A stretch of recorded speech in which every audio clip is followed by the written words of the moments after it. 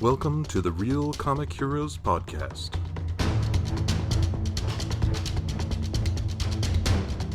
Your adventure into the world of comic book movies starts here.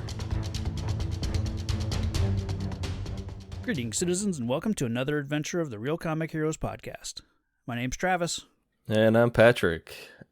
Today we have a special guest, Eric. Eric, feel free to introduce yourself.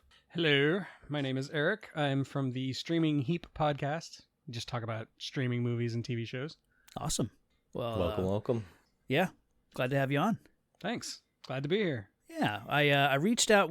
Eric and I are part of a podcast Facebook group, and I reached out like, hey, I just need a guest for the movie we're talking about today, and that's how I found Eric. So glad to Yeah, and to be fair, they did tell me what the movie was first, so I agreed to this. Yeah.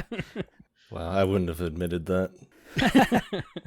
Eric leapt at the chance to talk about The Crow 2, Crow Harder.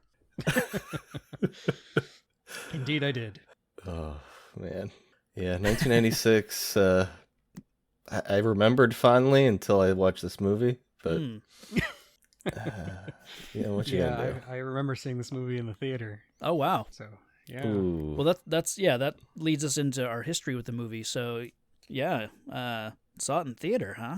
Yeah, I was in high school when the first Crow came out, and I was like the perfect age, the perfect disposition, and it's like one of my favorite movies to this day. Yeah. So yeah, when the sequel came out, I was super pumped and excited and just not pleased. It was one of my first experiences with a movie where you realize, wait, sometimes a movie can be really terrible. Okay. Yep. So it went out on theaters, huh? That's interesting. Okay. Yeah. Patrick, have you ever seen this? I have not seen it. I knew of it, but I thought it was kind of... I was conflicted about it because I knew, Brandon Lee had passed away, and then this guy kind of looked like, or they were trying to make him look like him. Mm-hmm. And I was like, this feels gross. And I didn't know anybody that was in it. Like, I still don't know anybody that was in it. Except for maybe one person that I may be confusing with another person. But okay. Yeah, I just had no interest in seeing what I thought was going to be some Brandon Lee knockoff trying to pretend he was Brandon Lee. Right. Fair enough. Yeah. I'm kind of right there with Eric as far as like seeing the first one and just loving it right off the bat. But then this one came out, and I think I was definitely too young for anyone to take me to this movie. I was 13, so yeah, I was definitely not seeing this in a theater, and I honestly don't remember how and when I saw this for the first time. I don't know if it was a VHS rental, but I can't imagine one of my parents renting this for me, so I don't know how young I was when I saw this. I feel like I was still fairly young because I remember the kind of witchcrafty stuff in this movie really freaking me out, and just that really unsettled me. Okay. So not the S&M stuff. Well, that was normal. But well, that's all just fine. every day. Well, Okay. yeah.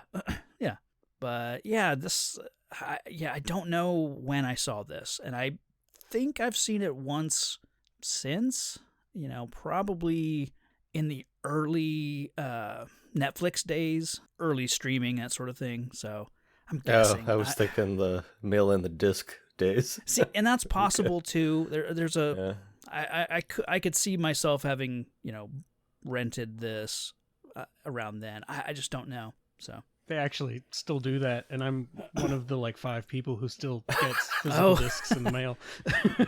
Wow.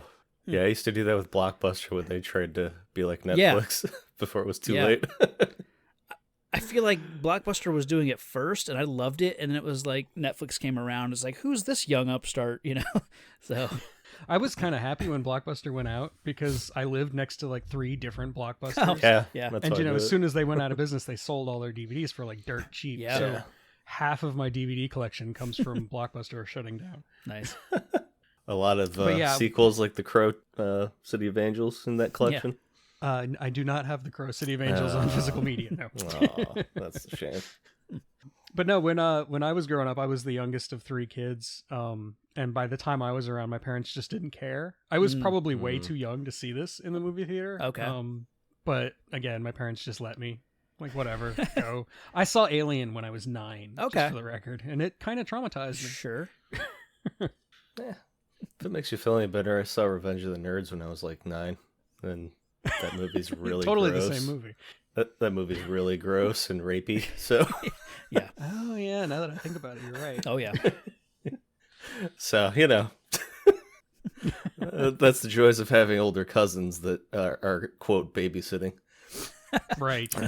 So, like, hey, watch this. It's funny. Yeah. It was interesting as I was starting to watch this. It starts exactly the same. Really, just kind of black screen with some white, credits and the exact same font as the previous movie. And one name really stuck out to me, written by David S. Goyer, and that's a name that hasn't shown up for us yet in our timeline. Oh, really? That's surprising. Yeah. Before this, he had written Death Warrant and Kickboxer 2. And that wonderful movie Arcade. Yeah. Okay. Yeah. Some reason those weren't on our list. But then he does The Crow. And then after that, he does Dark City, Blade, the entire Blade trilogy, Batman Begins, and then I think by The Dark Knight and Dark Knight Rises, he has a story credit, but I don't think he's actually writing the movie. Right. And then he's involved with, Man of Steel and Batman v Superman and stuff like that. So Yeah, and right now he's doing a foundation for Apple TV. yeah. But it kind of got started, around this time. So it's a name that we will come in contact with a lot more moving forward. So Well, Dark City is also one of my favorite movies of all time. So, yeah. So, Travis, I know we haven't done this in a while, but I do have some sweet taglines oh, good. for the Crow City of Angels. So there was a marketing team behind this, surprisingly. So we've got 5 very solid taglines here. Okay. We'll be the judge of that. Okay, first one. There will be another. Oh. I don't know how I feel about that one. Well, unfortunately, they were correct. There were more after this. There were. Yeah. So, Edward Furlong. I haven't even seen that one. There's one in between this one and the Edward Furlong, Really? which I actually like that movie. Well, when I saw it, I liked it. So okay, it's on After the seeing record, this Travis. one, I never wanted to see another one again. Yeah. So. Oh man. Let's see. Ooh, this one's nice and generic. Believe in the power of another. Oh, Jesus. Yeah. Accept Sensing a your Lord theme Jesus here. Christ. It's like, oh Lord. Okay. In a world where the forces of darkness rule, justice is about to take flight. okay. Caw! I threw that in there. It's more fun. Let's see. Oh God, Lord. The spectacular sequel to The Crow. That's just false advertising. Yeah, that's cruel and unusual. Okay. I feel like that's not a tagline. That's like the movie's come out. We're advertising it on posters inside Blockbuster. That's just a paid This is a movie. review. Yeah. Okay, this one's just straight confusing. It's another time, it's another world, and another has been chosen. So is this not I That guess. makes it sound like dark crystal or something. Yeah. Yeah, that's just confusing. Yeah. I think it's LA or Anaheim. Yeah. Because they say it's Yeah. the City of Angels, but I don't Oh, think that's yeah. technically a different world. But Yeah. yeah, No, this that's is the, definitely set great- in LA, and there's even a bit in the credits at the very end that says entirely shot, filmed in LA. So they were, I guess, kind of proud of that, and really, I guess. Sorry about you, Detroit. You get crapped on twice in this movie. yeah. Thematically, I don't mind that LA is a part of this one. It's just the whole movie looks like it's filmed through cheesecloth. I mean, it's so hazy and It's it's all backlots for sure. yeah, a few And, like key locations. The LA River, some of the bridges, stuff like that are Yeah. pretty iconic. But yeah, I it's kind of understand what they were going for, because like the first one is all defined by being rainy yeah, and fire. This one I feel like they were trying to go for like fog and smoke. yes, Yeah. The aesthetic doesn't work quite as well, but that's what they were going for, I think. I think that helped with their other motive of cheap. I think Yeah, also, yeah. I think a big part of it was so that they could, when they made the city, like the scale model of the city that was used in the flyovers, they can blend that with some of their backlot, sets and the few real LA, shots. I think that just helped, blend all those elements so that it looked consistent. I don't know. A part of me actually kind of likes it because it's got that kind of surreal quality. Sure. Yeah. I really dig the miniature city, the several times that they use it.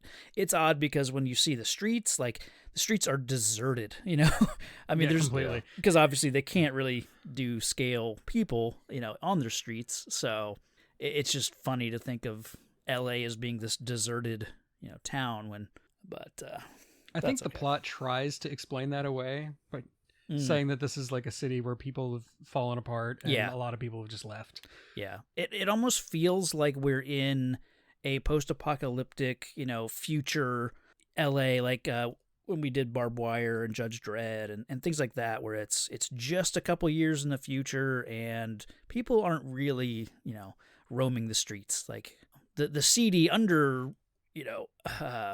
underworld types are. Like this movie's full of them, but Yeah, well, weren't they talking about in the beginning, like the drug was like killing off their clientele? yeah, So they're- maybe there's Oh, like yeah. a Yeah. large population that's died from the drugs or something. I don't know. I'm that's probably pretty giving it too much possible. credit. Yeah. But Yeah. It's hard to shy away from the fact that this movie starts and it feels a lot like the first movie. They kind of do everything the same way. Just the flyover, the city flyover, the crow flying, the voiceover from a character that we've already met, but obviously new actor. Well, let's talk about the behind the scenes story here, because Yeah. the movie that they originally made, the movie that David S. Goyer wrote, was like a 2.5 hour long movie where they were deliberately trying to avoid being a copy of the original Crow. And then a certain producer by the name of Harvey Weinstein got a hold of it and decided it needed to be more like the original Crow. So he cut out over an hour of the movie, did a whole bunch of reshoots, and edited it to make it look more like the original movie. That explains a lot of what we're going to talk about. Yeah. I'm That- gonna try not to harp on it too much, but so much of this movie is it's the same story, And Oh, for sure. on some level, like it's a revenge story, so I kind of get that. Most revenge stories, play out more or less the same way. He kind of picks off the people that have wronged him, kind of one by one, and that's okay. I don't mind that it follows that storyline the same way. But even down to a lot of the characters feel the same. yeah. Just the set pieces, it's like it's so similar. So Yeah, it feels like a copycat movie. yeah. It's like all we get are those like weird flashes of what happened to him, but I'm Right. confused constantly if I'm watching scenes from the first one because it's very similar and chaotic, especially that long-haired guy. Right. Yeah. Very similar to the first movie, and Yeah. now that I know stuff was cut out, that explains why I didn't really know who any of these people were, even when they Yeah, were getting killed. I was like, okay. Yeah, you're The thrown guy into this I don't know. gang, and you don't really get to meet any of them individually No. because, when you see them, it's all in this flashback. It's all shaded in green, and the shaky cam in this movie Oh, is so prevalent. Like it's so hard to get a beat on who these people are, and usually by the time you kind of meet them, it's when they're about to die, with the exception of like Iggy Pop and Yeah. a couple of the other people, but. Yeah, and like in the first movie, you did get you got that big flashback of the actual murder where Yeah. you got to meet a lot of the characters through the flashback. But even then, that flashback was more coherent and longer, and Yeah. you really Yeah. did get a sense of who was who. In this one, it's just you barely can see what's happening on the screen. Yeah. Yeah. They do it. I'm okay with the fact that the flashback that we get, it's it's parsed out throughout the movie. Like we never get the full flashback. Right. But each time you do get the flashback, it adds a little bit more like each time. So by the end of the movie, the bad guy, Judah Earl, is there. Like he's just, down the dock a little bit, sitting in the car. So, I like that they don't really give that away at the start. Whereas in the first movie, Top Dollar is the main villain, but he's not there. He gives his blessing for these guys to do what they need to do, and that leads to the death of Eric and Shelley. But here, it creates a connection, I guess, between Ash and Judah that the first one really didn't have. So I don't mind Yeah, that. that's a good point. Yeah. Also, I will give Judah credit. His business model makes a lot more sense than Top Dollar's ever did. You don't like a slash and burn? Let's burn the city. That'll make us money. He's a real estate developer. Right. He's Lex Luthor. Yeah, exactly. Land, it's the one thing they're not making any more of. One other thing I do like about this movie is that Sarah is back and she's connected to both, the Crow, and she kind of knows that there's a new angel of death, for lack of a better, the new person that needs to go on this journey, and she's gonna help him. I kind of like that, actually. Yeah, and I do like the actress who plays her. Sure. Like this older Sarah, Mia Kirshner. Yeah. She's good. I think at this time when I first saw this, I confused her with Mia Sara from Ferris Bueller and Legend. Yeah. For years I thought they were the same person. So All Mias look alike to you. exactly. Yeah. How did you guys feel about her being the connective tissue to the previous movie? I like that she's there to make it a lot easier for the plot to move forward, because everybody already knows who the Crow is, what the Crow is. So having her in the story makes it a lot easier to have that through line. Right. And also it allows it to make sense that he would have similar face makeup, because that's just what she knows. Yeah. She's the one who gives it to him. Things like that. Yeah, it does make the plot make more sense. Yeah, I had no idea who she was Okay. for a while. Like, I was like, why does this lady connected to the Crow somehow? Oh, okay. I didn't realize that was Sarah. So Apparently in the cuts there was going to be like this other flashback with the younger actress who plays Sarah, and she was going to be abandoned by her mother or something. So like that would have made it more explicit. That would have been really, really terrible, considering the journey that Sarah and her mother go on in the first movie. Yeah, exactly. It's really a kind of a dark epilogue to that story. Yeah, like Alien 3 starts with Newt being killed off, yeah. Right. Yeah, no, I just didn't realize it was her until it got further along. Oh, okay. So I was like confused as to how she was connected with the Crow, but because she was, drawing and all this, it was like she was a seer of sorts, like Sure. the other person in the movie. Yeah. So it got a little extra confusing there. But yeah, I did like the actress. She was one of the few good Right. actors of the movie. So it's just a shame, like they weren't really working together at all.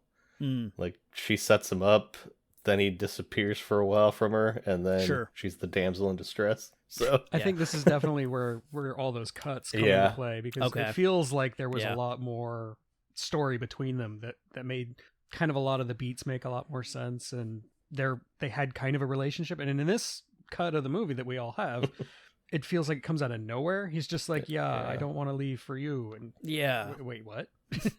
yeah. Well, yeah, then there's weird. later on there is a moment where he leaves and she's clearly into him and wishing he would stay, and it's like setting up that she is hoping for some kind of relationship with him, and that comes out of nowhere and completely unnecessary. Yeah, and it's setting up a plot beat, another plot beat that was cut from the movie, where in the very end, when he sees his son, the deal was, because the Crow had died, he's either got to go back to the other side or he'll stay there forever. And he decides that he has to stay to save Sarah. But that was obviously cut out. Instead, he just sees his son and cries a lot, and then goes on to have the climactic battle. Oh, good Lord, that son. What's that? We'll get to it later. The son. Okay. Me and him got some beef. Okay. They really lay it on thick when we meet some of the gang, and we meet Judah Earl, and good Lord. in their their lair, which is like in what some high-rise building in LA, this tower, and they're really laying it on thick when there's like mystic stuff going on. There's a lot of BDSM stuff. It's so stylized. So there's a scene with Judah and his seer, and they're looking at this, I don't know what, like dome. It's almost like they're looking into a crystal ball, and they're right. seeing something. And I couldn't figure out, okay, is this movie making the leap into mystic stuff where it's literally like a crystal ball, or is this some sort of weird TV that's just like, half bubble, like dome TV that just, I couldn't tell if the movie was going that level of supernatural, like in addition to there being an undead, person, like, or if this is just some sort of. I think it was supposed to be mystical because I Okay. think, from my understanding of the original version, I looked into it before this. Judah was apparently supposed to have a backstory where he had drowned as a kid and had actually died and gone to hell, which explains Okay. that line at the end of the movie where he says he's been there. Okay. And he comes back from hell. He's kind of like a crow, but not really. Like, he has some kind of powers. So, and that's why he thinks that he feeds off of people's pain. It's because he's sending souls to hell through pain and something like that. I don't know. So I think that was part of it that was supposed to be there. But yeah, the seer and whatever weird shit they're doing doesn't make any sense in this version of the movie. Yeah. It honestly, it's just, she is Top Dollar's, she's playing Bai Ling, basically from the first movie, Yeah, and I was really confused for a long time because I thought she was the same character as the Asian flunky in the group, like the Pink Ranger. Yeah. Apparently we'll get to her her. name's Kaylee in the movie. Yeah. Sure. Okay. Yeah, Tui Trang. She Yeah. played the Yellow Ranger from the first round of Power Rangers. Well, all right. So he died as a kid and went to hell. So he must have been a real bad kid. Yeah. I guess so. That's messed up. I'm picturing like a 5-year-old version of him drowned and went to hell because he's such a bad kid. Picturing I like kind of want to see Jason. that movie. Yeah. I kind of want to see that movie. It's like The Good Son. Oh, yeah. Man, I haven't thought about that movie in a long time. Oh, right. That's evil Macaulay Culkin. Yeah. Isn't it? Yeah. I forgot about that. Yeah. That's And, a intense movie. and Elijah Wood. Yeah, I remember Quite seeing the that duo. because I was a big fan of Home Alone. Yeah. I think, that's same here. Yeah, it's about why I saw it. Yeah. Follow that up with some My Girl. Oh, man. Really go on a roller coaster ride. He can't see without his glasses. He was Nick Cage before Nick Cage, the Bees. Oh, yeah. Oh, man. Okay, so what did you guys feel about the voice of our villain here? Oh, man. Judah. Yeah. Did not like it. It drove me nuts the whole time. Yeah, he's It felt like- like he it was was trying to have a deep voice, like putting on a Yeah. fake deep voice the entire time. And it was like droll and like he's like, "Oh, I'm the bad guy." Ha ha ha ha ha. Like I just was like, it was it felt driving like me nuts. a theater student just trying to show off. Yeah. Yeah. I don't know the Yeah. actor well enough from anything else. I glanced through his credits and I've definitely seen things that he's in, but I wouldn't have been able to tell you that now. So I don't know if he normally has this voice, but I really think he's putting on this voice and Yeah. it just doesn't work. Well, I think maybe he was making the mistake of trying to compete with the voice of the guy who played Top Dollar. His name, I can't remember the actor's name, but that actor's got a great voice. No, Michael Wincott. Yeah, Yeah. Michael Wincott. Yeah. He's got that gravelly, like he's smoked like a whole carton of cigarettes before going on set. Oh, kind yeah. of voice. Yeah. So like Ash comes back and she's there to kind of help usher him a little bit, but he freaks out. I do like the scene where he freaks out that he's dead. The way Vincent I laughed Perez, at that part. Did you? I like the 'Cause way he's he like, played it "No!" because he was like he kept like putting his hands all over his chest and his body, like I think feeling, the feeling for the gunshot wounds, but it felt like he was playing it as if I don't know, like I'm naked, like just suddenly like It definitely felt very visceral. Like, Yeah. I did appreciate that too. Yeah. yeah. Yeah, What I don't know. what part of it it made you kinda- laugh, Patrick? Well, a couple parts.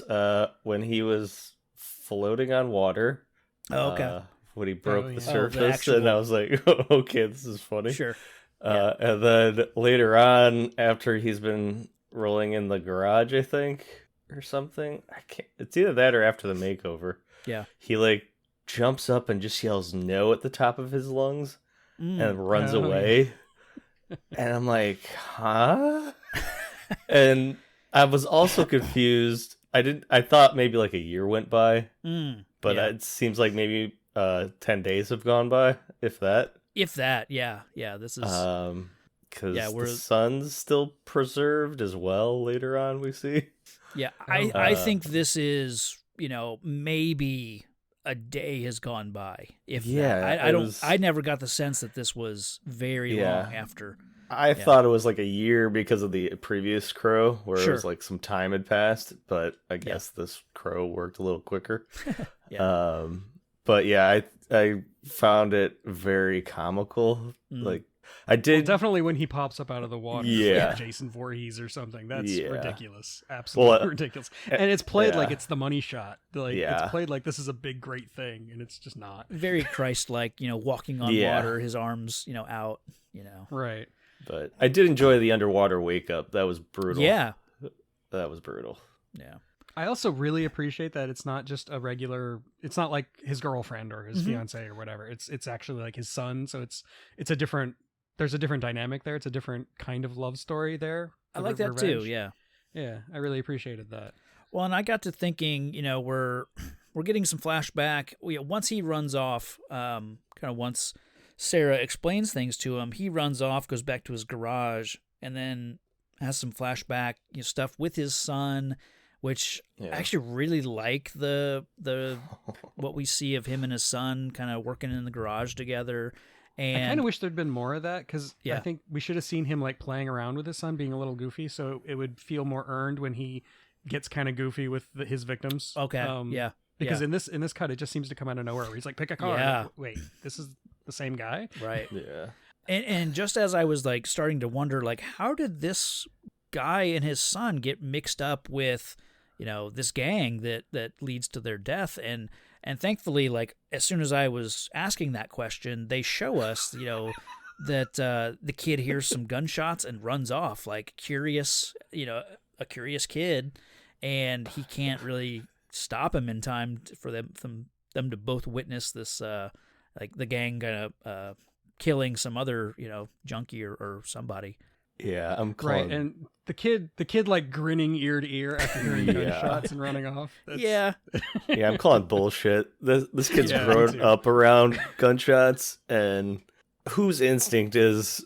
I've never met a kid that has heard something loud and be like, "Ooh, I gotta go get me some of that," and then run with his father yelling to stop, and he's just, "Nope, going to Disney World." right. I mean, it is jarringly horrific, and Yeah, I agreed. blame this child for everything, and I don't think he would have come back. That's my beef with Danny. I'm like, this kid is an idiot. He's got no survival instincts. His dad is honestly, I don't see him, coming back as the crow. If anything, he's just gonna yell at his dead son while they're underwater. It's like, look what you did, you idiot. Look what you did, you little jerk. Jerk. Yeah. No, I hate Danny with a passion. Oh man, wow. And then later on, he calls out his dad for being a weak coward. And if you give up now, we're never going to be together. Oh, yeah. I'm like, well, how about you give up on running to gunshots, you dumb. Ugh. God, I hate that kid. And he was wrong too, because in this version of the movie, he does get to be with his son in the afterlife. Yeah. His Yeah. love conquers all, or something trite like that. God. One of the flashbacks that we have with Danny and Ash, like on the at the end of the dock right before they go into the drink, Ash even says to Danny, like, "It's not your fault," like addressing the fact that he knows No. that that's why they're in this position, because he ran after to see what the gunshots were. Well, that just proves he's a better parent than the kid is his son. Yeah. Yeah, he's got to say that. But deep down, he's like, Yeah. yeah, it's all your fault. Yeah.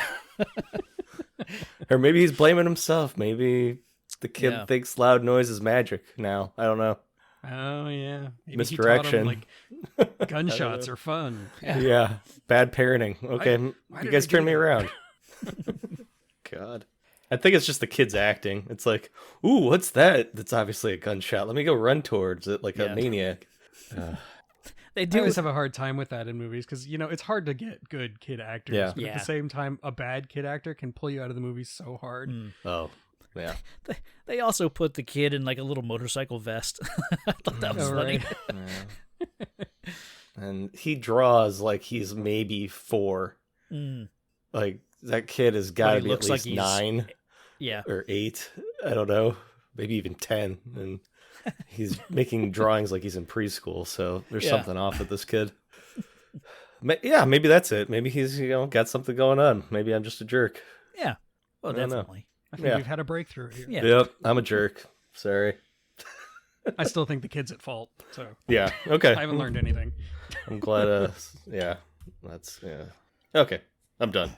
Okay. I'm Moving done. on, I'm we'll Ash joins back up with Sarah. He doesn't know where else to go, so he ends up there, and then she does the makeup scene, paints his face and puts the lines on his eyes and his mouth, and it's again they're doing kind of that same scene from the first movie, and this one just it's lacking. Honestly, I think it's lacking the song by The Cure playing behind it. Like that first Oh, movie, yeah, that the scene is so music's awful in iconic this. and Yeah. Yeah, if you want to talk about the soundtrack, Oh, like, man. Yeah. the Thrill Kill Cult, the Deftones, and Filter, that's not the same as Nine Inch Nails, and The Right. Crow, and Stone Temple Yeah. Pilots. Yeah. Yeah. And they really people making this movie loved the soundtrack, because I let the credits play through just as I was finishing up my notes, and there's more information about each song that is played and how it's recorded and where it was mixed and who was all involved and who produced. Like every single song Really has, That's weird. like 10 lines devoted, to each song. It was they really were proud of this soundtrack that they put together for this movie.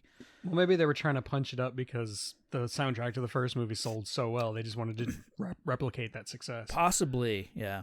But they should have gotten better bands. Yeah. I don't mind the filter song that was playing. I didn't recognize. I mean, I kind of recognized it, but I didn't mind. I only that recognize one, it's but- Filter because of his voice. Yeah, It's so yeah. distinctive. And For yeah, sure. I do like Filter, but just for the record. Right. Yeah. So the her putting makeup on him, I do like it visually. I like what they It felt rushed to me. Like it didn't Yeah. feel completely earned. Sure. Well, and then it goes from that to him like suiting up, putting on the leather jacket and the belt and the boots, and that Oh, felt Lordy. weird. And then a lot more shaky cam as he gets on his motorcycle, and they try to like that's in place of Eric first, running across rooftops in the first movie. That's supposed to be that sequence, and that one is also Yeah. like paired up with Nine Inch Nails, and it's just so much better. Well, they keep cutting between him and the crow, like him putting on the jacket and the flourishes like the crow's Right. wings, and Yeah. I do like the yeah. way he looks on the bike with the coat kind of flapping behind him. I did like that because it kind of mimicked. I think they were going for like crow's wings Yeah. coming off his back for Yeah. sure.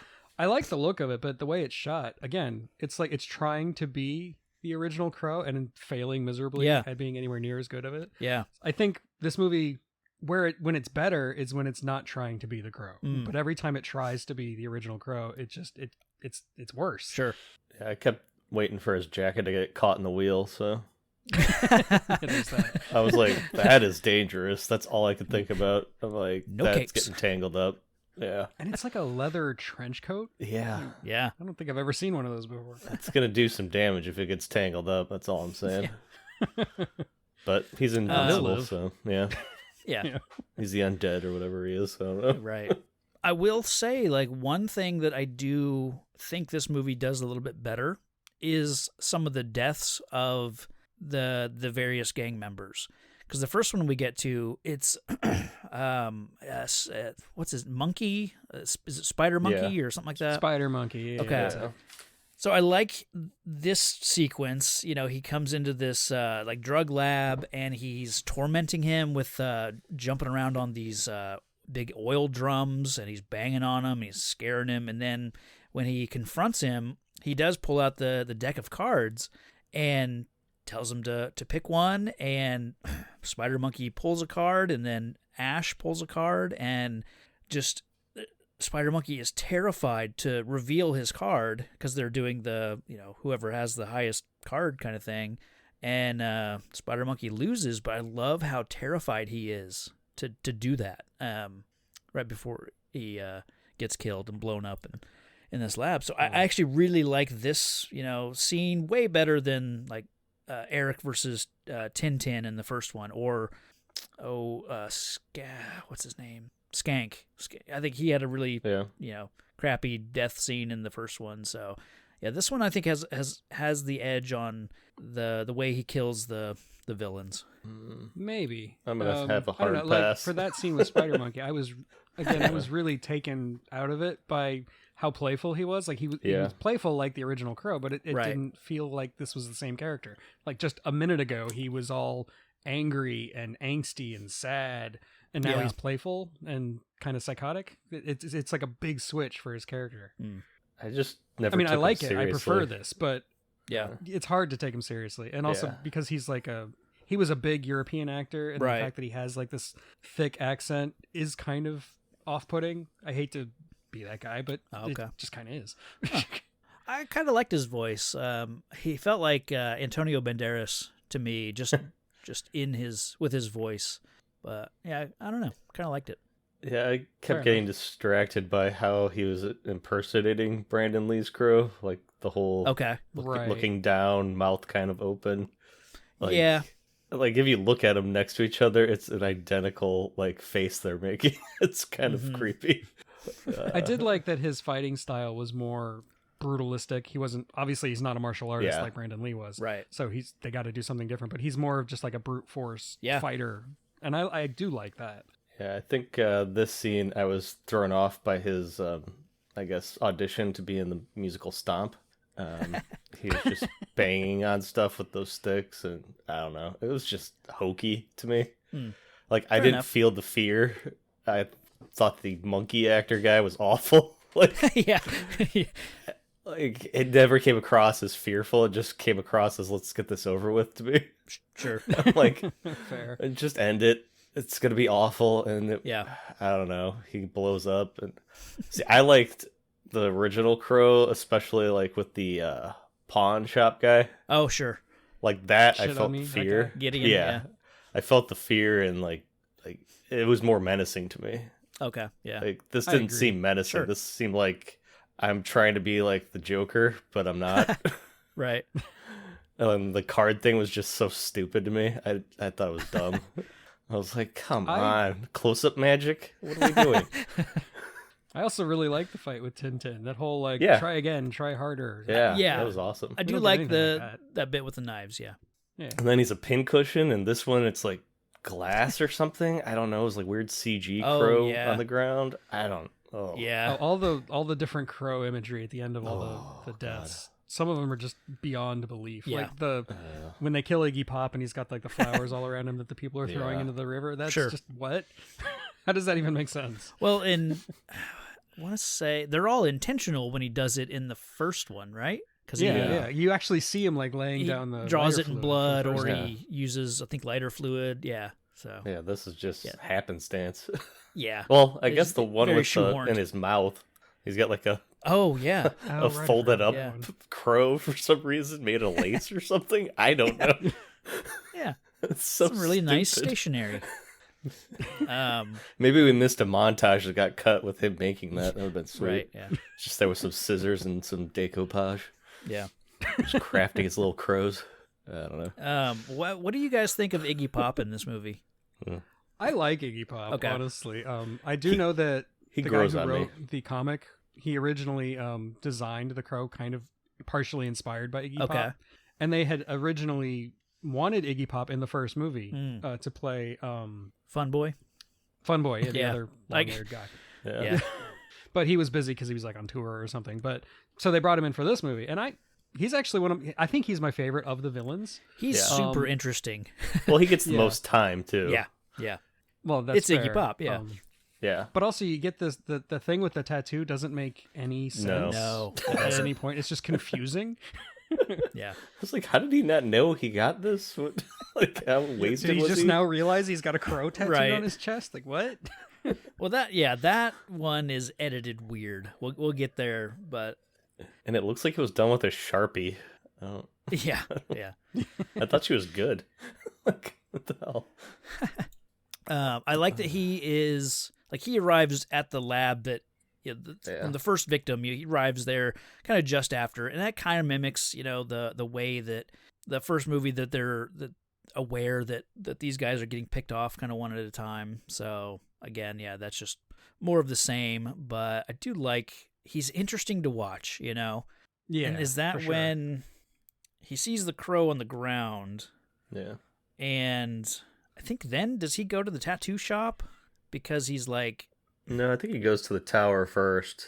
well, see, he goes to Doesn't the he? tattoo shop, and then later on he goes to the tower and talks to Judah, and he says, where'd you get this crow tattoo? Go back there and talk to basically get the tattoo artist. So it's like they kind of set up the same thing twice, and they could have just scaled them Right, it's down like to too many one steps. moment. Yeah. Yeah. He does have my favorite line, Iggy Pop, later on that we'll get to. Oh yeah. Yeah. Okay. That made me laugh so hard. On the other side of interesting that Iggy Pop is doing, we have Thomas Jane in this movie. Who Yeah, that was I the was one person I surprised I was surprised to see his name in the credits. I was like, "What? Who's he playing?" And then when I caught a glimpse of his character early on, I thought, "Is that Thomas Jane?" And Oh, then really? yeah, I didn't know. yeah. Yeah, I didn't recognize him until later. Like, Okay. and when I saw his name in the credits at the beginning for watching it this time, I'm like, really? Thomas Jane's in this? I don't remember that. Yeah. Had no idea. Quite the role. Man, this character is something. We So he's wearing a wig. I'm like, Yeah. why? Like, and it's so obviously a wig. well, yeah, he's not I do hiding think it's the funny fact when he that like it's a knocks wig. it off. When Yeah. he's like freaking out in the car. Yeah, Yeah, I was everyone's like, like in why? costume in this movie. But just yeah, he made me goes to this laugh. peep show, and we Yeah. get to see his vinegar strokes. If you're a we league, all want to see that. if you're a league fan, you understand what that means. God. Oh man, yeah, seeing that. That's my that's- favorite crow scene, though. Is it really?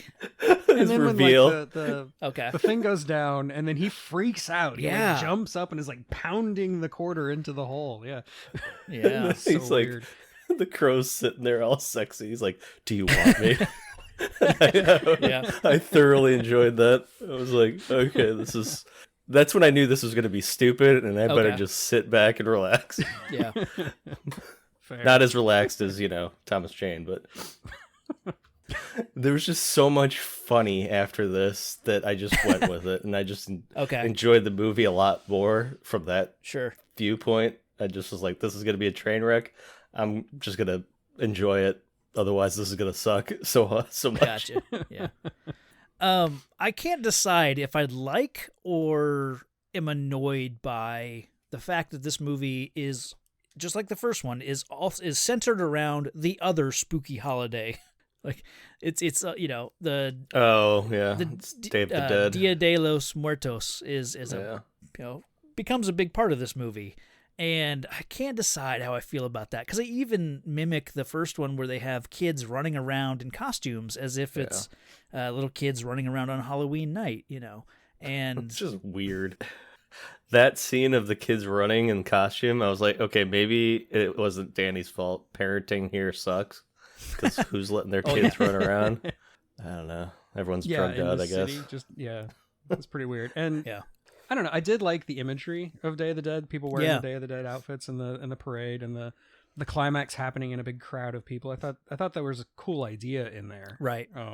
I'm not sure it's executed very well, No. but I like the idea. I think that's where I'm at too. Like I'd like the where it goes with all that stuff, but it just feels like, well, we need a holiday, and it probably don't want to make this a Christmas movie, and we don't want to do Halloween again, so let's just make it Day of the Dead. I would love to see a Christmas themed Crow Yeah. movie. That'd be great. That would be good. No, that doesn't bother me. That's like the Die Hard syndrome, you Right. know? Yeah. Yeah. Batman Returns, it's a Christmas movie. Sure. Sure. I have a quick question here. Yeah. With the death of what is it? What's his name? Nemo or some crap name? I can't remember what his name is. That's Nemo. Thomas Oh, Jane. yeah. Yeah, Thomas Nemo. Jane. Yeah. Is it Nemo? Okay. Yeah. First of all, good job of the makeup with the eyeballs out. Seeing his I mean- corpse, but did the Crow call the peep booth from a payphone Yeah. when Iggy Pop answered? Oh. Is that what happened? He did. Yep. He sure did. I mean, that What's a was weird. payphone? Yeah. Well, yeah. Oh, not just a payphone, but like a phone booth, wasn't it? Or was it just a payphone? Yeah, it was like I'm pretty sure it was a full-on booth. Was it? phone Yeah. booth. Superman changing room. Yeah. Yeah. Bill and Ted Time Machine, whatever. Okay, yeah, that just threw me off. I'm like, you could call those things from a payphone? That'd be weird. You got some is rando weird, on the right. street interrupting your Right. fun boy time. All phones connect to each other, Patrick. Yeah. That just threw me off. I was like, wait, what? I don't know, I wrote it down. I'm like, did that really? What? Yeah. Okay. No, that's a good point. All right. Yeah, just moving on. Yeah. Like, There- how do you get the okay. phone number? Is that in the phone book? Booth 5 of the Wackatorium? Right. I don't know. There's this weird scene. They introduce a character as Sarah is kind of wandering around before she meets meets Ash. She meets this kid on the street, and her name's Grace, and she's just a little street urchin. She's played by Beverly Mitchell, who goes on to be one of the kids in Seventh Heaven, but Ash runs into her, like finds her in a gutter, and she's got some of this the drugs that She's got some drugs. and it's a real weird scene because I'm not sure what to make of it. Like Ash destroys the drugs, and I think it's kind of again mimicking the Eric getting Sarah's mother off of drugs in the first movie. Yeah. Like you're meant to think like, okay, now she cleans up her life, and but Except here that was like cool. This was Yeah. more close Yeah. to magic. Well, yeah. Here he gets rid of these drugs that someone probably gave him to her to get her hooked on them, of course, and like Ash destroys the drugs and then moves on, but Yeah, just leaves. leaves Yeah. her. Yeah. She's still in the gutter, she's still homeless. Like I didn't get the sense that she is gonna prosper after this, but I don't know. I feel like Sarah tried harder because Sarah took her in for a meal or something. I guess. I feel like But neither then, of them. obviously it didn't stick. Yeah. I don't know. It's a weird character. I'm guessing there's a lot more of her on the cutting room floor. Yeah, Oh, because they yeah, seemed probably. closer. Like he was putting his hand on her, and it seemed like they Yeah. knew each other somehow. I don't know. It was and weird. they just wanted connection. they wanted this to have the same Ash and her name's Grace, relationship that Eric and young Sarah had in the first one. It's just unnecessary. Really, you could have cut the two scenes that she's in. Cut them out, get rid of them. She's not a character that impacts the story for either of the characters that she interacts with. Yeah. Right. She adds nothing to the plot. It's just bizarre. But the movie's already only 84 minutes long. Yeah. Or something. And then we get another, the people are starting to put things together. The gang, they're starting to realize that there's this guy is back from the dead. It's the guy we killed, and there's a crow. And if you kill the crow and take his powers, so we get that scene again. I know it's a lot of just. Yeah, they take it a step further in this movie, though. Oh, they sure do. He actually does take his Which- power. That was so. In theory, I like that. Yeah. Here's where we get the kind of the tattoo connection is made by Judah and Curve, who is played by Iggy Pop. Like he had already been to the tattoo shop on his own because Right. he made a connection with the crow symbol on the ground and his own tattoo on his chest, and so he had already gone to the tattoo shop, and now Judah is saying, "Hey, where did you get that crow tattoo? Go back to the tattoo parlor and bring the tattoo artist here." Yeah, pretty like just put those two together. Like he doesn't need to go to the tattoo shop in the first place on his own. Like just send him there at this point. So thought it was a weird, editing decision. So Also, it's a very bizarre villain has supernatural plot knowledge that oh yeah, this random tattoo is connected to the actual crow, and that if right. they kidnap the tattoo artist, it's going to bring the crow to them. That's a big leap. How the hell does he know that? Yeah, real big leap. Also, the seer never burns an eyeball, so that's annoying. No, but Yeah. we'll meet Callie. She is into eyeball stuff. Like she Yeah. tortures the tattoo shop owner. Oh, right. Tortures his. I can't deal with eyeball torture. So that was a hard scene for me to watch. That is a rough one with the tattoo needle going straight for his eye. Yeah, I don't like that. Yeah. Nope.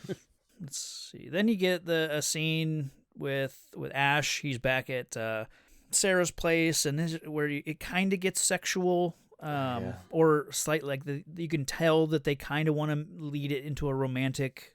Yeah, but up to this point, they've shared 2 minutes of Yeah. screen time, maybe. Yeah. I pretty much black out between now and the sex club with Iggy Pop. I have 0 Yeah, notes yeah. now. Right. Because I don't care about the relationship at all. I don't. It's such a weird dynamic. Right. There is a moment that I really like where Ash returns to the dock. He gets his son's body from the kind of the just in the water underneath the dock, and buries his son, and he has the painting that his son did, and I thought it was really cool that the painting, he unfolds it and it's full of holes because It's riddled with holes. because he got hit with a shotgun blast earlier in the sex shop. So I thought that was a cool detail that they got in there. But they use the same score, the Graham Revell score from the first movie, when Ash is kind of dealing with his with Danny. It's kind of the Eric and Shelley kind of love music, not love making music, but just their love story kind of music. It gets reused here, which I liked. So yeah, I agree. But again, it looked so fake when you see him actually at the grave. Yeah. It looks like he's just got a set behind him, and Oh, it yeah. doesn't look real at all. well, because on one hand, again, I kind of like the surrealness of it, but on the other hand, it looks bad. it does, yeah, because he's taking him. He takes him out from the dock. He is kind of carrying him through this vague part of LA, and then suddenly he's in the woods. It's like, Yeah.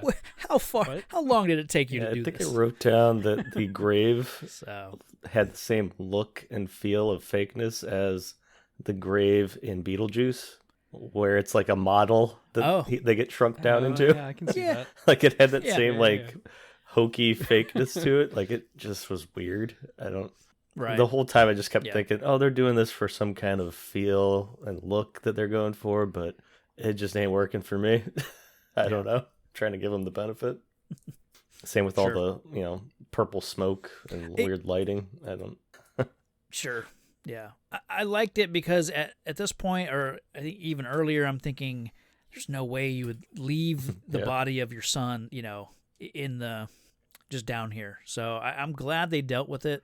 But he returns to Sarah's place, and she's been taken, and Callie remains behind in Sarah's her apartment. Can we talk about that for a second? The ratty, shitty couch that Sarah has that just looks gross. I really don't like how Sarah is living in squalor, in this, Wow. Must be nice, Travis, to Yeah, have and it's new furniture. Jeez. Can't all have He's so privileged. Yeah. Yeah. Have you seen the city? I don't. I mean, she should just be thankful she has that much space Yeah. in LA. I don't think there's an IKEA Yeah. down the street. It's just, she took it off the street. Yeah, it shows. I mean, nobody's got a vehicle in this movie, so how is she gonna get Yeah. furniture? Everyone's walking or running, or they got like a motorcycle. Because I think a motorcycle. No, she drove a car earlier to the dock barefoot. did she? Really? Yeah. I don't remember that. Yeah, when she's walking down the Oh, dock Lord. before, as he is like being resurrected. Yeah, she's I barefoot. completely- So Jesus. Okay. yeah. That's, So yeah, we have Ash versus Callie, and she's Hmm. even asks him if he knows how to fight, which I thought was weird. it's like he doesn't need to know how to fight. Right. Like, I don't want to fight you if you don't know how to fight. yeah. Oh, I meant to ask, what did you guys think about that awful nursery rhyme? Oh yeah, the which the one Hush was it? Little Baby. Hush Little Baby. Yeah. And then it just Eh, goes off the it's rails. I'm like, that fine. didn't even rhyme. It's like Mama's gonna give you eternal Oh. something. I don't even know what she said. Like eternal sleep, or I don't know. It didn't even work. Like Yeah. It was very strange. Yeah. it's just like this would have been so much cooler if it made sense.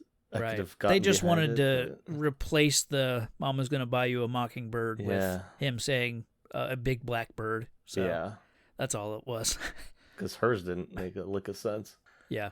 But honestly, so I didn't like that there was like almost a flirty aspect to this fight, and because it starts out him saying you killed my son, so I want him to be just savage with her, just Yeah, this should be the Yeah. most brutal fight. right. Honestly.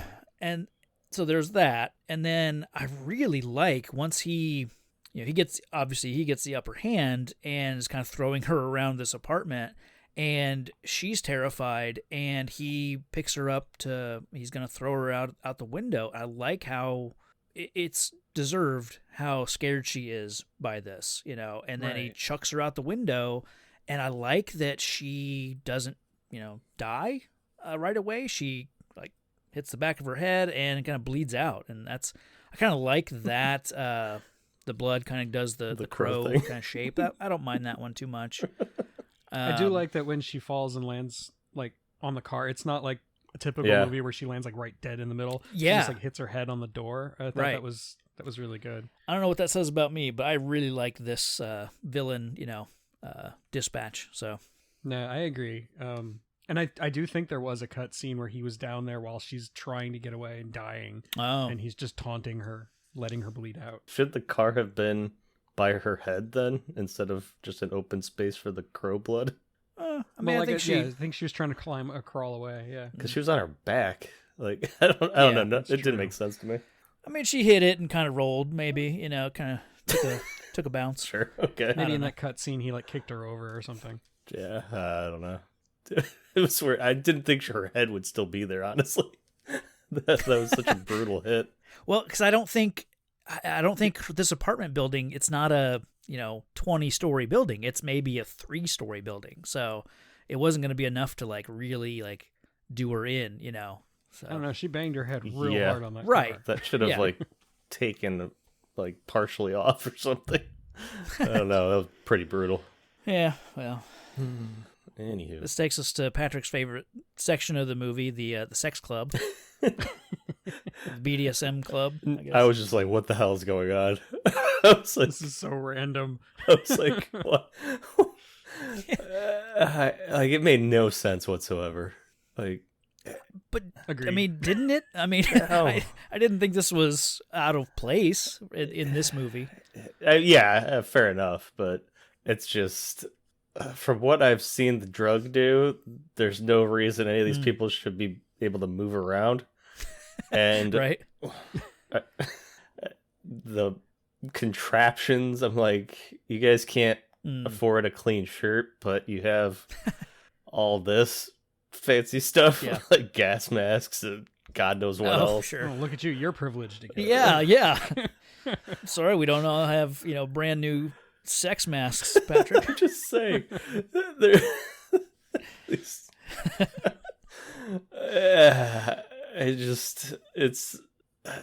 loud. Iggy's like, just, I don't know. He's off the rails. He's I like that he is seeing Ash. I don't like that when Well, the he's camera spins actually around, there. Ash is Yeah. still there. Yeah. Yeah, like play with it a little bit. Make him like more of like a ghost. Sometimes he's there, sometimes he's not. Like I wish they would have played with that a little bit. Yeah. But Yeah, do something to scare him more. Yeah. I just I do like that Ash just pulls out a shotgun. Yeah, it's so stupid. Like, why is it so public with him? Like, He's not concerned with like and keeping a low he profile. has a at this weird point. relationship with him. Like, it's almost Yeah, romantic yeah. in a way. Like, as this goes on. Well, he is Iggy Pop. Yeah, I guess. Yeah. But after my favorite line from Iggy Pop, and I hope I heard it right because it's genius, is when he's running away after the crow gets shot like 800 times Yeah. by everybody that popped out of the bar somehow. Oh, yeah. Yeah. He's running away and he yells back, "Fuck you, bird dick." Yeah. But he says it Yeah, that was weird, good. and it's just It's great. I thoroughly enjoyed it. I was like, Yeah. that is the perfect line because he is the crow, and it's an insult because I'm assuming it's got a tiny one, and it's I don't know for sure. I haven't checked, but I'm guessing. And it just made me laugh so hard. I needed that Yeah. at this point in the movie, and Iggy Pop saved it for me. Yeah, I really like Iggy Pop. It starts kind of a motorcycle chase that isn't really a chase. No, and it's but I like way what too long. Iggy Pop is doing because he's freaking out. At one point he looks back and sees the crow, and I wonder, does he think that Ash turned into the crow and is chasing him? I kind of wanted that to be Well, his. he just his took some drugs, like he just snorted like a Right. lion, so it could be. like. Who Does, knows does what he he's think that Ash is a Dracula that turns into a bat kind of thing? That'd be pretty sweet if it was. Yeah. So. That would have made the motorcycle jump a little better to swallow. Oh man. Yeah, that one's pretty bad. We get some back-to-back doozies on the CG here with Man. that Oh and my the god! Yeah, Some of the- walking through the Yes. fire. Oh man. Yeah. Yeah. well, that and the bird in rough. general is spotty at best.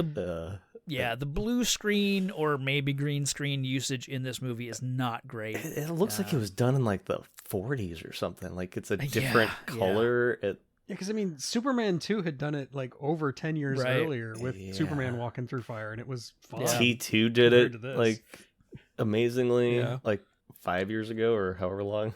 Yeah. It's just so bad. Yeah. Oy. But I thought Iggy or what's his name, Curve had Curve. a It's plan. a terrible name, just for the Yeah. record. Yeah. I thought he had a plan. I thought he was taking him somewhere Mm. because he stopped, there, yeah. and he seemed confident. So I thought, Like it was like laying a yeah, trap. I thought there was something to it. Right. But he just takes the train tracks that lead to the river yeah. somehow. Like he goes Well, down it's like the the LA tunnel. Aqueduct. Yeah. If you make a film in LA, you have That's to film true. something there. It's T2 like a did rule. it. It's just yeah, Exactly. yeah, it just didn't make sense. Like I thought he was taking him back to Judah Right. or something, but nope. No, that would have been a much smarter movie. Yeah. Well, it's like he just drove to a dead end. What the? I think Curve was surprised that the river was flooded at this point because I don't think it's a river that's always really? flooded. It's not, the LA River is not always full of water. Clearly as we've seen in T2, it's a spillway. It catches like Right. runoff or whatever. Like, So he didn't watch the first Crow and yeah, realize he that, had it's he had always raining. just watched T2 and thought, I'm gonna get to the LA River and plenty of room to escape. Yeah, I don't know. I do love that Iggy Pop screams in terror that he's not afraid Yeah, of him. yeah, that was good. I really like this sequence. Yeah, the Iggy Pop being cornered, and pretending like he's not scared, and then the whole river Styx thing I thought was pretty good. Yeah, I think this was my favorite kill Yeah. scene. I wish the motorcycle chase leading up to it had made more sense Sure. and been a better chase scene. But the actual confrontation at the end of the aqueduct, I really liked that. a Oh lot. yeah, it was the best death in the movie Mm. because it sure isn't Judah, Yeah. Oh yeah. which it should We'll get have been. But yeah, this is the climax of the movie for me. Like Yeah. they were the most connected Pretty much. characters in the whole movie. Like it seemed Sure. like Like, they had a relationship that I wasn't aware of, apparently, because he thanked Yeah. him for I don't know. It was it was weirdly like I found the most chemistry between Ash and Curve, like even more so than Sarah. Like I felt like they had a bigger connection for some reason. I mean, I think there's a strong case for that. Yeah, I don't know, man. I wouldn't want to have to choose between Iggy Pop and Mia Kirshner. I don't know if I could. But before I forget, what do you think of his name being Ash? I kind of rolled my eyes when I heard it for the first time. I want to say I thought it was like years ashes ago, to ashes and dust to dust kind yeah. of thing. Well, I remember seeing or reading something years and years ago. They wanted his name to be 4 letters, just like Eric. So they made it's Ash with an E, and that was intentional. It needs to be 4 letters to match. And even his last name, it's never said. It's Corvin, Ash Corvin. And like the root of Corvin, I think it's like Corvinus. It means crow, so it's like, come on. Jesus. And then even the first one's not innocent of that. They named him Eric D. Raven, so Yeah, I don't like the name Ash. It just doesn't work. And then the bad guy's like, what, ring around the rosy or something? Pocket ashes, ashes, we all fall down, I think he said. Oh, does he really? Oh, right. I didn't catch that. I think that is in there, yeah. I thought it was like rise from the ashes, but he took it to that. So Yeah. There's a lot of weird nursery rhymes Yeah. in here. Like there's also the whole counting crows thing. Right. Yep. 2 for sorrow, 3 for A joy. murder Yeah, of crows, yeah. Yep. At some point, there is some stuff with Sarah, who is now, she's become a damsel. She's being held captive by Judah, and She's the bird seed. she's birdseed. Yeah, they capture the crow. Okay, we can't just walk Okay. away. Thank you. The crow lands Yeah. on the ground, and this tiny little cage falls all the way from the ceiling to catch it. How does that make any sense? Not great. Meanwhile, Sarah's trying to shoo it away, and this bird's oblivious. This all-seeing magical bird that Knew exactly where to stand to get caught in this cage. it was. It's like the game Mousetrap.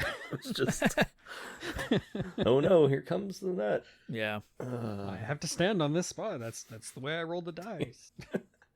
Yeah, I wish there was like an X there. Like just Yeah. it was like 2 like spots at least that kind of looked like an X, and just the bird was curious. I don't know. That was just bad. Yeah. Even just lay like a dish of actual Yeah. birdseed or something. And the cage had minimal room for air. Like Yeah, it was exactly. pretty It was tight. off by just like an inch Yeah. either way. Yeah. It wasn't. I mean, you had to be dead on. So I mean, So anyway, Whatever. continue. I couldn't let you brush that aside. Fair enough. Yeah. Yeah. And at this point, like Ash is he comes to the they refer to it once as the tower, whatever this building is. Yeah. And it just also happens to be where this Day of the Dead celebration is kind of happening / Deftones concert. And Apparently, this was the first time the Deftones had ever performed together for like an audience. really, Yeah, huh. wow. So sorry. Interesting. yeah. To make your debut in this movie, that's Man. just. Whew. Anyway, but that leads to kind of this scene where there's the festival is kind of happening right here. But in that church scene, they talk about how they wear masks to confuse the souls of the dead and send them back, So I like when he gets here, he's very scared, but he's very just uneasy about all these people in skeleton masks and all this stuff. I like that. It's a good callback, I think. Like, he can't help it. Like, he just is like afraid of what he's seeing. I don't know. I kind of like it. Well, as I understand it, the original ending of the movie had him go back to that church and talk to the pastor or priest or whatever. And he wasn't able to move on with his son and have a happy ending. He just had to be a shadow or something. But like the priest apparently knew exactly what he was. Oh, okay. And I thought so. This is like setting up a scene that doesn't happen. Gotcha. He can't really get to the front of the building, so he just starts to climb the building, which I really like. And while that's going on, it's cutting back to Judah now has the crow and he's straight up killing it, pinning both Um, wings, and then delivers a final kind of knife to the chest. Yeah, on Yeah, like a very- light table. Well, Which it's is that weird. same mystic. It's that It's the same crystal mystic ball thing, table. It's the yeah. same right. thing. You're right. Um, yeah. So yeah, and Very stigmata like, Christ-like, Right, with yeah. the hands and then the. totally. And it's the first movie does the same thing. They shoot the crow, and it definitely wings Eric. But nobody in this one says caw caw, bang, you're Yeah. dead. yeah, Yeah, that was awesome. yeah, I was kind of hoping that he caught just a regular crow and he was drinking the blood and nothing Oh. happened. Just a normal crow. some dirty Yeah. bird, some protein. Yeah. But no, it was No. the real thing. Yeah, yeah. And Eric, Yeah. Ash falls off this tower, which I really like. And Sends him should back be down. dead. What's that? And should be dead Should be. because Yeah, his power's gone and Yeah, he there's got more of caught that. by Yeah. a table. I don't know. yeah. His fall was cushioned. Yeah, that He landed like, on all those flowers, right? that 1,000-foot drop cushioned by a couple flowers. Anywho, Yeah. Then that we get drop felt like the Joker in Batman. Like it Oh, felt okay. like it was long. Like well, they It committed to lingered. showing the whole thing, so I give them props there yeah, And it did look like they really filmed a stuntman making that kind of a fall. For And sure. It's a Yeah, decent free fall. yeah. yeah. Patrick probably hates this, but Danny returns and kind of Yeah. Gives his old I man guess some eggs shit. on eggs Yeah. on his old man. It's like, don't give up now. We'll never be together. I would have been like, screw you, Danny. Go hear a loud noise and run away. Go play in traffic. God, it's just the gall of this kid. Yeah. It's like, hey, Dad, stop being a puss. Get up. You just fell off a giant building. Right.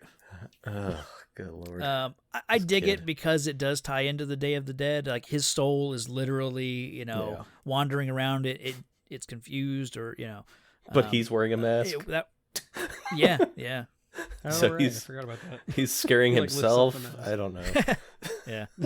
But then, yeah, we do have the Judah has taken the powers of the crow, and like he's an evil version. And that I like that in theory. I really do. Yeah, it's a good like comic book thing where like Yeah. the bad guy winds up getting the powers of the hero. I Right. think that's a cool idea. Yeah. It works in other movies. So what are you saying? The crowd here has to be so Oh my God. confused by, I don't know, this bit of street art performance that happens. One guy ties a rope around another and starts dragging him, and then proceeds to hang him, and then that guy gets stabbed by a lady, and like, And why Well, are he's- they all cheering? oh man, Also What the whipping hell? him while he's hanging him. Yeah. And, like, Yeah. the crowd's like in beat with the whips. Like, yeah. But they have to, like, the crowd Whip that has to guy. think that this is some kind of show, right? I To hope. a certain know. point. I don't know. Up to a certain point, yeah. But again, I think I like the idea of it. I like the idea that like this horrible thing is happening, Yeah. and the mob is just cheering it on. I think that's a cool idea. I do too, yeah. But it's really weird. Yeah. Yeah, and we have like I'm not gonna call it a hero turn. The seer lady, I don't remember if she's ever named Sybil. Sybil frees Sarah, and don't remember For if some there's reason. enough explanation to what makes Sybil change do this. I don't know. I don't. Nothing about this character makes any sense. No. Like, No. yeah, we don't get enough of a character to work with. Yeah. Like, We know she's a seer, and she was having visions, and she dug out her own eyeballs, and then the visions just got stronger. So, yeah, we know she's psychic and she's a little hardcore. right. That's all we really know. Yeah. So she frees Sarah. Sarah then takes one of these knives that Judah was playing with, that he was using to kill the crow, and she stabs him like right in the forehead. Oh, maybe it was. I thought it was. Yeah, the I think it forehead. was the eye. Okay. Yeah. Hey there, listener. Future Travis here, just popping in to say that we lost Patrick for about a minute here, minute and a half maybe, and he brought up the fact that the attack on Judah was very similar to Eric and Top Dollar's fight in the first movie using the pain of the trauma against him. So that's what we're responding to. Yeah, really just doing the same thing again, huh? No.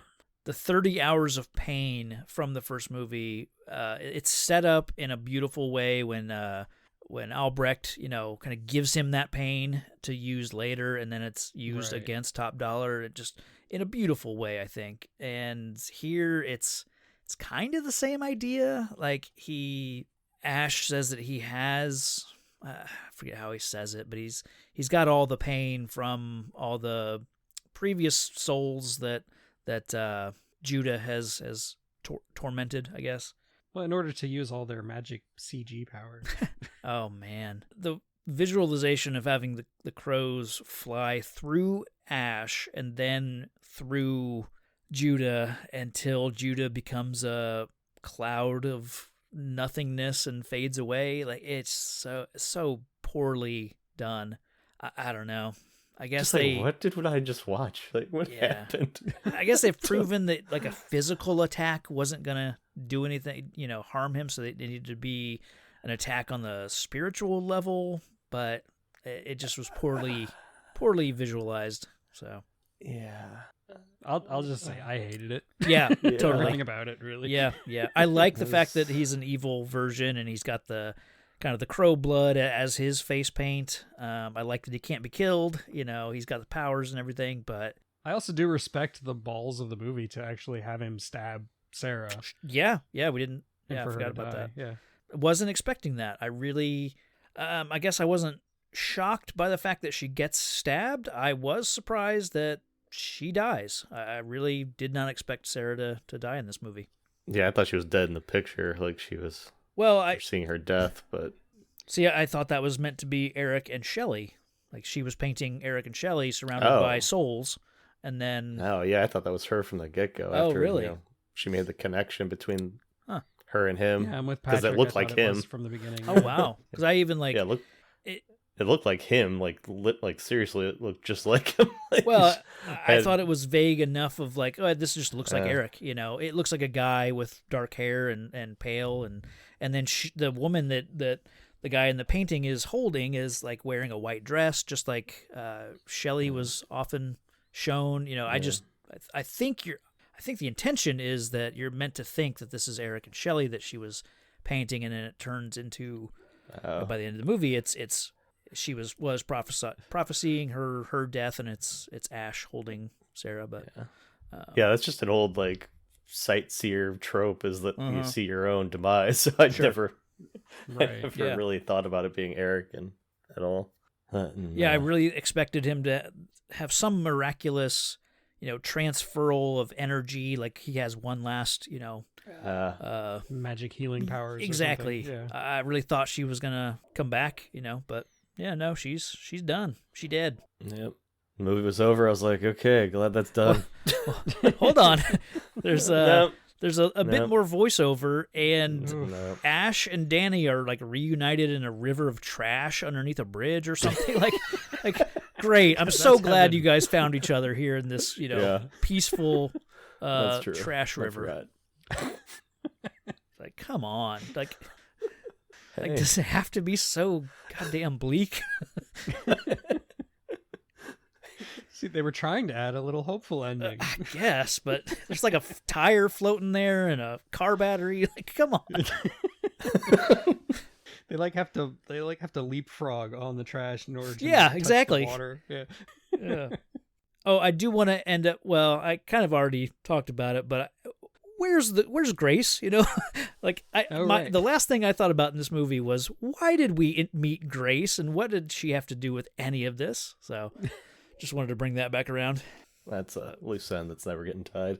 Yeah, I was surprised they had the shot of the crow with her, honestly. Yeah, but yeah, that's the Crow, City of Angels. Thank you so much for making me watch this. Yeah. Hey, you volunteered. That's on you. Yeah, I've already admitted it. Yeah, that's just. I thought, it's 90 minutes. How bad can it be? Right, exactly. The fact that this spawned more sequels after it is just thoroughly amazing. So the thing about the next one is it doesn't do this straight up revenge story. There's actually it's like a murder mystery element. Like the guy who comes back and I forget what his name is. They probably use 4 letters as well, but he comes back. He's on death row for killing his girlfriend, and you find out like he gets put in the electric chair, and they kill him. He comes back because he didn't kill his girlfriend, but he was put on trial for it, and so he comes back and he has to like find the clues, find out who did kill his girlfriend. He knows it wasn't him, but he has to find out who did kill his girlfriend. So I think it's a well done like murder mystery kind of movie. It just also happens to be taking a different Crow. tack, Yeah. And it's got Kirsten Dunst in it before she was in Spider-Man. So it was like in between like Bring It On or Interview with a Vampire. well way after that. Yeah. I'm good. We don't have to do the villain and hero moments. Yeah, you want to skip those? Just I don't know. Everything is so obvious. Like all the villain stuff, it's so I mean, if I had to throw one out, I'd probably say killing the kid. But that came from Judah. So it's nothing like I don't have any hero or villain moments that are. Well, like, I think the true villain moment is what Weinstein did to the movie. Oh man, well that's not the worst thing he did. Amongst other things. Yeah. Well, for the sake of this movie. Okay. Yeah. Yeah. The only thing I wrote down for the heroic moment was the him showing up in the Peep Show. Okay. Yeah. Which Patrick loved. I also love. Yeah. That was Right a on. great hero reveal. Because they wanted it to be the kid, but obviously that just didn't work. Oh, you know what my hero moment is? When he does a jumping through the skylight hero landing, like coming through the skylight in the drug lab at the first right. the first guy that The he spider takes monkey. out. Yes, Yeah. I'll give just it throw that, out the water display of power as he floats above it. the Christ pose. Yes, Yeah. that's his hero moment. It's like, look yeah. at me, everyone. I'm Yeah. awesome. Floating here I on think water. they even put that on some of the posters. Oh, maybe. But villain, I'll go to the poor tattoo guy. Yeah, they kind He of got tortured. him. Yeah. Oh, right. Yeah, I liked his character. He was interesting. One of the few I was connected with. Yeah. On some level, like I knew who he was, and He felt like a Yeah, real relationship. character, he didn't feel like Not a a cartoon like everybody else. Exactly, Yeah. a cartoon. Yeah. I didn't even know who Thomas Jane was, like his character. I was like, where did this guy come from? Because I couldn't see the flashbacks that well. I was like, Oh yeah. I just assumed he was because they were focusing on him all of a sudden, but I didn't know anything about him. I think he was the videographer. Yeah, he was the guy with the camera. But- I Oh, yeah. didn't put that together until after he died. Yeah. And we Oh, saw okay. some more flashbacks. Yeah. So, yeah. Anyway. Yeah. Well, let's go ahead and rate this thing, anyways. I'll start with I gave it a 2. I'm glad I rewatched it. I did have fun with most of it, but it's an inferior copy of the first one, and with obviously with the tragedy of the first one, to make this and call it The Crow, it's really a unfortunate sequel to what that people went through making the first one. So I'd be interested to, I don't know if there exists a director's cut or whatever kind of cut. I don't think so. Yeah, I'd be interested to watch that just to see how this movie would have been different, because it's just so obviously here's a paint by numbers of the first one. We're just going to do it with different characters. That's unfortunate. To be fair, the extended version might also have been a bad movie. It very well could I have. would give it credit for just taking a swing and missing, though. So yeah, Whereas this didn't even really take a swing. right. I'm at a 2. How about you guys? That feels generous, but Yep. I think I would also give it a 2 because Oh. I knew going into it this time what to expect because I'd seen it before. Sure. So I was able to have a lot more fun just watching it, knowing that it was going to be terrible. And in that regard, I did get a lot of amusement out of it. Especially, I like the Thomas Jane scene and I like the Iggy Pop scene. I feel like when it when you just sit back and allow it to wash over you, it's fine. I mean, it's not a good movie by any Sure. stretch of the imagination, but I'll give it a 2. I'll be generous too. Yeah. Patrick? I'm gonna fly in with a solid 1 Okay. because it's just uninspired. It's a cash grab. Unfortunately, like a copy of a copy of a copy, Yeah. and Pretty much. degraded so much that it doesn't like add anything fun. Like if anything, it Yeah. adds like harm to the franchise. Yeah. It's I like mean, they didn't do anything better. They did a lot of it worse. Like Yeah. the acting was awful except for like a few pieces here and there. The cinematography sucked. The soundtrack sucked. Like it was Yeah. just for this to be a Miramax film was shocking to me. I feel Like like the a- guy who did play the Crow, I can't remember his name. I feel like he could have been doing a good job. It's just we didn't see enough of his like character arc Yeah. to really Yeah. like, get a sense of his character. Yeah. But yeah, like you guys were saying earlier, I liked in the flashback when he's with his son. I thought those scenes felt really good. I do think he is a good actor. I know he's like famous in Yeah. Europe, but Vincent Perez. I only know him from not much better. The Queen of the Damned, which is like a vampire. Oh, yeah. oh, that's the one with Stuart Townsend. Yeah. He plays like the ancient vampire in that. I know from that. Isn't that Asher? What's that? Isn't that vampire named Asher? Marius. I did look Marius. up. Right. I looked okay. up, Vincent Perez's IMDb to see what else he was in, and yeah, it was. Yeah, I had a brother who was all into the Anne Rice series. Okay. So Yeah. So overall, this one's a 1.6. Repeating, which I think feels pretty fair for. it seems about right. Yeah. I I wouldn't mean- necessarily want to watch this again anytime soon, No. but like I said, I'm glad I have a fresh perspective on this movie. So, because my memory of it was so patchy. Yeah, my memory of it was more just trauma. Yeah. I don't blame you. But that also brings up the question, why did you agree to this? Because I Oh, do man. actually enjoy hurting myself. I don't know. I have no Okay. idea. We had talked about, or Patrick, you brought up budget, I think, or it got me thinking, or just wondering what it was. And the budget was an estimated $13 million. It did $9 million opening weekend, almost $10 million opening weekend. Yeah, that And- didn't surprise me. Yeah, It had a worldwide. lot of hype. Worldwide, it brought in like almost 18 million. So it did not do well, obviously. Yeah. It No, barely. figure and marketing costs. That's Yeah. not, So that's it, not a success at all. no. So that's By all rights, it should have killed the franchise. well. I mean, the next two were like direct to DVD, or Yeah. So I mean, it didn't. It definitely did more harm than good. So I think that's probably going to do it for this one. Eric, yeah, I mean, I know we've joked about having you on for this one, but thank you for coming on and putting yourself through this. Yeah, it was fun. If you ever want me back, just let me know. Absolutely, yeah. Why don't you tell people where they can find you? You can primarily find me at my YouTube channel, which is The Unapologetic Geek. If you like old sci-fi movies, I just talk about how they were made, and I just talk about deep themes and things like that. I'm big into old sci-fi. Cool. What's What's also got- something you've talked about recently? This episode will go up in about 2 weeks, so it's okay. fairly fresh. Well, let's see. I just dropped one on a really obscure movie from 1991 called Until the End of the World. But before that, I finished up all the Star Trek movies, all the OG Star Trek movies. I did Star Trek 6. Cool.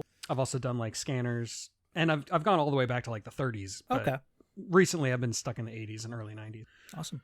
You can also, like I said, you can go to my my podcast. I have a podcast called The Streaming Heap, where I don't actually do any work. I just show up and talk about things, and then my co-host, he does all the work, Nice. which is nice. And I also have a website where all the links you can find is emagill.com. That's EMAGILL.com. And that's it. That's where you can find me. Right on. Cool. Well, it sounds like you enjoy watching horrible movies, at least with us. So I'm looking at our schedule Yeah, here. I do. And we got Steel coming up. I'm not sure if you're familiar with that Oh wow, is that the one with vehicle Shaquille Shaquille O'Neal? O'Neal. Yep. So that I don't seems think like I've it'd ever be seen right- it, but that would be fun. That's Yeah, right up your let's do alley. it. It's coming up in a few weeks. We got some more between that, but That's the worst one I could find coming up. Yeah, you know what? I'll do it. There we go. You heard it, folks, live on air. Yeah. Yeah. That's a binding contract. I Yes. have only myself to blame. Yeah, next up we have Vampirella. Oh man, Weird. I don't even know what that is. it's I think it's direct to direct to video take on the Vampirella comics from like the 70s and 80s. I've Isn't never it seen animated? it.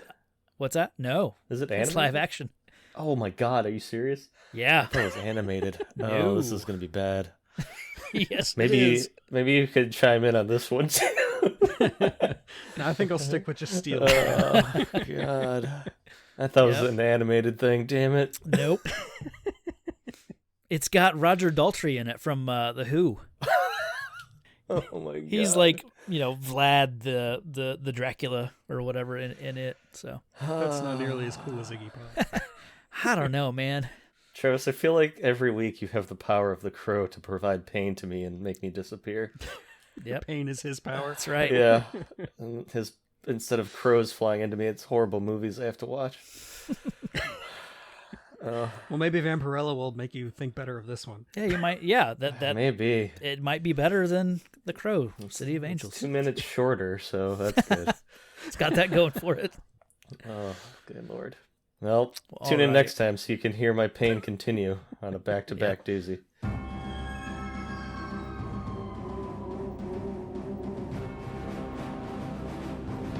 30 centuries ago, on the ancient planet Draculon, a murder. Remember me as you rot in hell. And an intergalactic chase. There, third one from the sun, primitive planet. Lead a princess to planet Earth. Vampirella.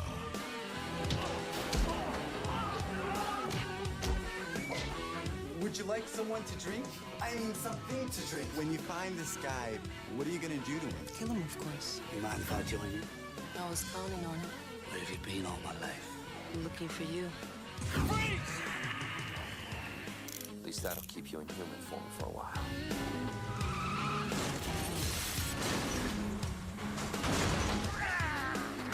For over 40 centuries, the human race has dominated this planet. It's time for a change. We're running out of time. We may have a global nightmare on our hands unless we can locate and neutralize Vlad's nerve center. This war will begin in less than 24 hours. I'm sorry to disappoint you, Ravenhair. He wants you drained of every last drop of blood. Even now, you can hear the blood pumping through your veins. Won't be long now. You truly are one of us. Kiss again.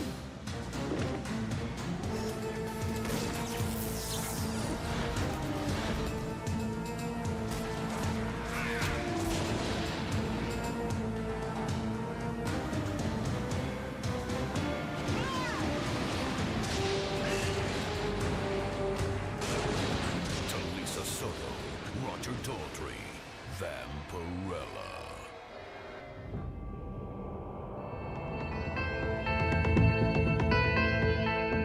Thanks for listening to the podcast.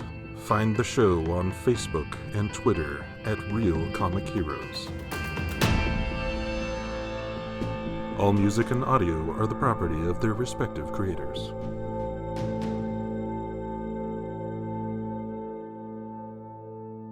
For a while, I lived in Philadelphia, so I had a Pittsburgh Penguins jersey.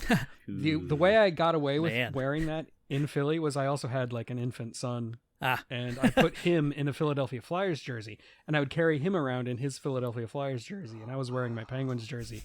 So people would look at me like they were about to beat me up, but then see my son and be very conflicted. Nice. Using the child as a shield, I like Yeah. it. I can respect that. Yes, very important. strategic. It's the reason I'm still alive. All right. It's too bad about my son. That got dark. Oh man.